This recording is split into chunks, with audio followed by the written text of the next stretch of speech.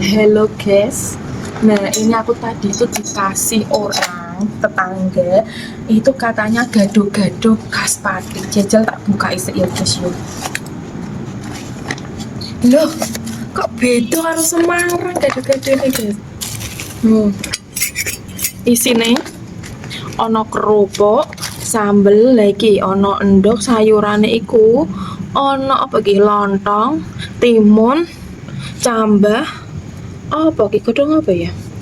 Godhong telo ketoke karo kentang. Nah, iki sambel tak sok guys. Ternyata yo beda ya.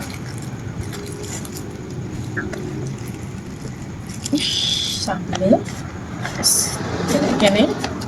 Nah, aduk-aduk.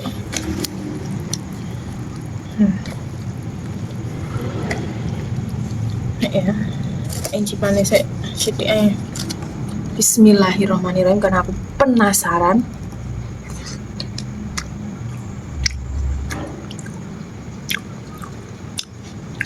Yo ngene iki lah guys, alhamdulillah enak. Ya wes guys, aku meh madang sik iki sayure. Lah nek ning Semarang iku ki sayur iki nganu sayur selada mentah, terus ono kentang, tapi ra ono tambah. Ya wes guys, ngono wae.